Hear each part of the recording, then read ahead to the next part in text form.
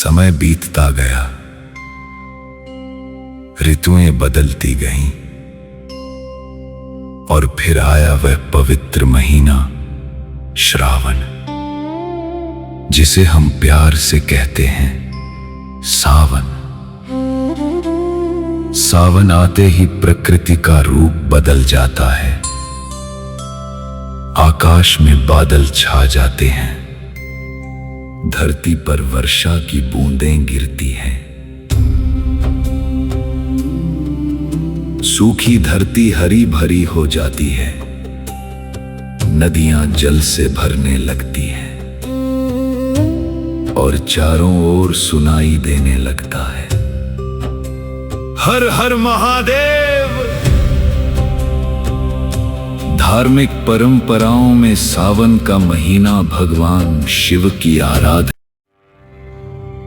बहुत समय पहले की बात है, जब संसार में देवताओं और असुरों के बीच संघर्ष बढ़ता जा रहा था। देवताओं की शक्ति कमजोर पड़ चुकी थी और असुरों का प्रभाव लगातार बढ़ रहा था। तब देवताओं ने भगवान विष्णु की शरण ली। भगवान विष्णु ने कहा, यदि देवता और असुर मिलकर क्षीर सागर का मंथन करें तो उसमें से अमृत प्राप्त हो सकता है। अमृत जिसे प्राप्त करने वाला अमर हो सकता था। देवताओं और असुरों ने समुद्र मंथन के लिए मंदराचल पर्वत को मथनी बनाया। वासुकी नाग को रस्सी बनाया गया और भगवान विष्णु ने कूर्म अवतार लेकर मंदराचल पर्वत को अपनी पीठ पर धारण किया। फिर शुरू हुआ महान समुद्र मंथन। एक और देवता, दूसरी ओर असुर और बीच में वासुकी नाग। मंथन चलता रहा। समुद्र की लहरें उठने लगी, आकाश कांपने लगा और तभी समुद्र से एक भयंकर पदार्थ बाहर आया। वो था हलाहल विष। ऐसा विष जिसकी एक बूंद भी पूरी सृष्टि को नष्ट कर सकती थी। विष की गर्मी से वातावरण जलने लगा, पेड़ पौधे मुरझाने लगे, जीव जंतु भयभीत हो गए, देवता घबरा गए, असुर भी भय से कांपने लगे। सभी एक दूसरे की ओर देखने लगे, लेकिन कोई भी उस विष को रोकने का साहस नहीं कर पा रहा था। तब देवताओं ने एक ही नाम लिया, महादेव। हर हर महादेव। सभी देवता कैलाश की ओर चल पड़े। कैलाश पर्वत पर भगवान शिव ध्यान में लीन थे। देवताओं ने उनके चरणों में सिर झुका दिया। उन्होंने प्रार्थना की, हे महादेव, हे भोलेनाथ, हे नीलकंठ, संपूर्ण सृष्टि संकट में है। केवल आप ही इस विष से संसार की रक्षा कर सकते हैं। भगवान शिव ने आंखें खोली। उन्होंने देवताओं की ओर देखा और फिर उस हलाहल विष को अपने हाथ में ले लिया। भगवान शिव जानते थे कि यह विष कितना भयंकर है, लेकिन उनके मन में संसार के प्रति करुणा थी। उन्होंने कहा, यदि मेरे विषपान से संसार की रक्षा हो सकती है तो मैं यह विष अवश्य ग्रहण करूंगा। और महादेव ने हलाहल विष पी लिया। लेकिन माता पार्वती ने तुरंत भगवान शिव का कंठ पकड़ लिया, जिससे विष उनके शरीर के भीतर न जा सके। विष उनके कंठ में रुक गया। भगवान शिव का कंठ नीला पड़ गया। तभी संसार ने उन्हें नाम दिया नीलकंठ। लेकिन विष की गर्मी बहुत भयंकर थी।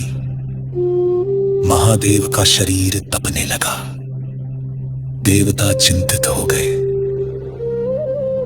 तभी भगवान शिव को शीतलता देने के लिए जल अर्पित किया जाने लगा। जल की बूंदें महादेव के कंठ पर पड़ने लगी और धीरे धीरे उनकी तपन शांत होने लगी। यहीं से भगवान शिव को जल अर्पित करने की भावना से जुड़ी एक महान धार्मिक परंपरा की कथा कही जाती है। लेकिन सवाल यह है, सावन में ही भगवान शिव पर जल क्यों चढ़ाया जाता है और कांवड़ में गंगा जल भरकर भक्त भगवान शिव के पास क्यों जाते हैं? इस रहस्य की कथा अभी बाकी है। हर हर महादेव। वार्ता।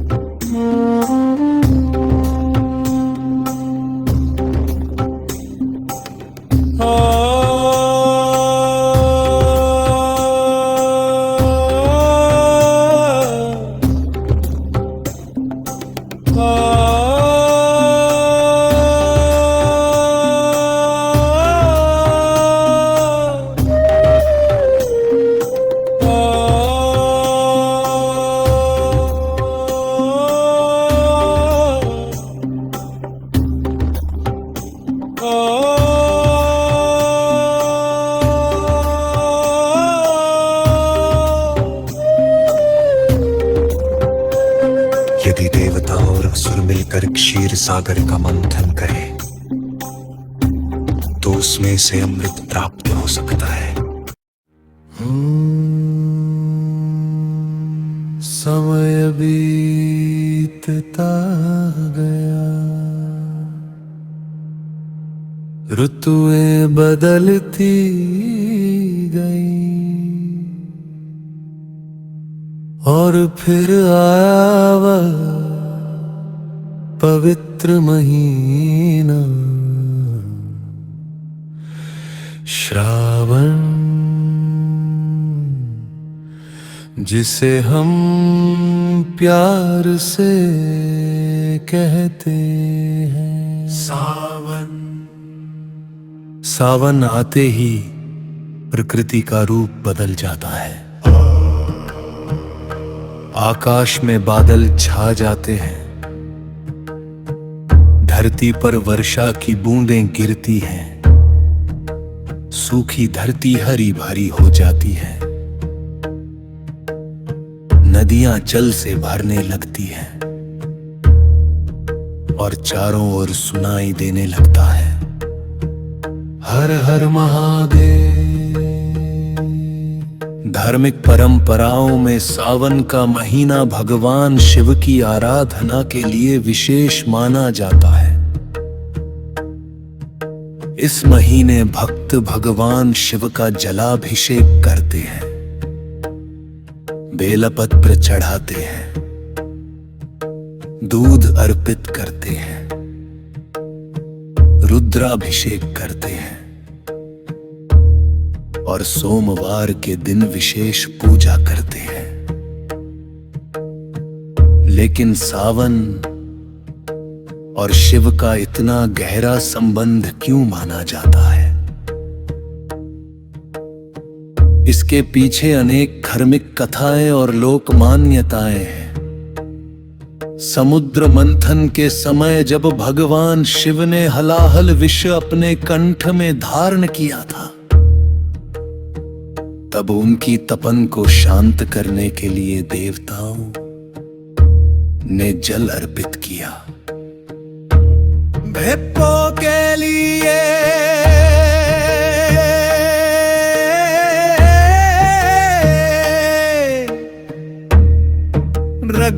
भगवान शिव पर जल चढ़ाना उसी करुणा और श्रद्धा की स्मृति का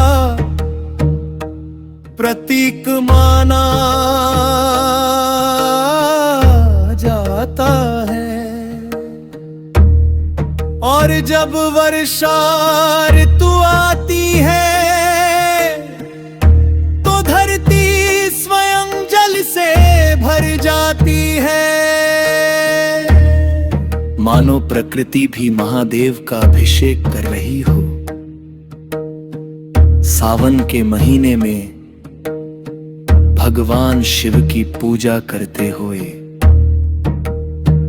भक्त कहते हैं, हे भोलेनाथ, हमारे जीवन की सारी गर्मी, हमारे क्रोध, हमारा अहंकार, हमारी परेशानियां सब अपने चरणों में स्वीकार कर लो।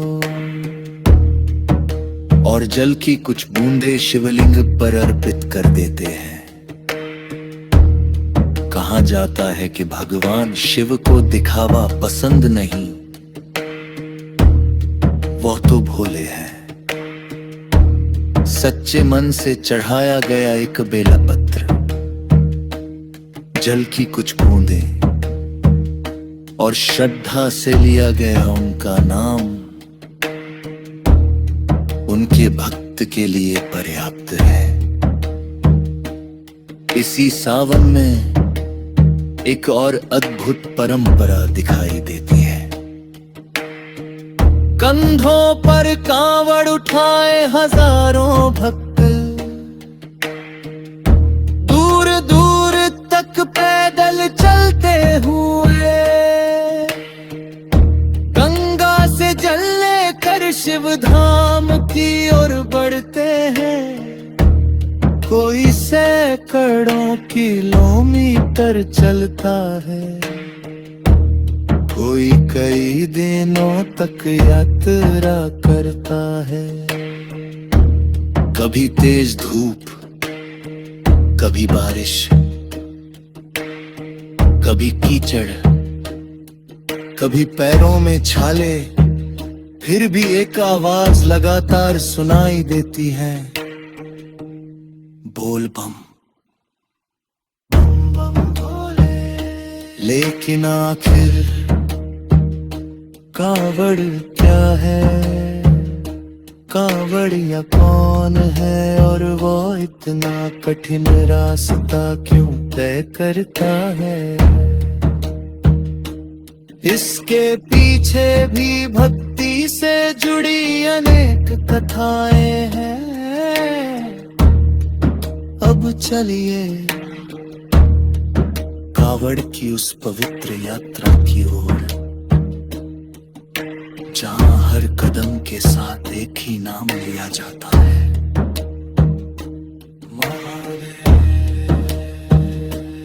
हर हर महादेव, हर हर महादेव, हर हर महादेव, हर हर महादेव, हर हर महादेव।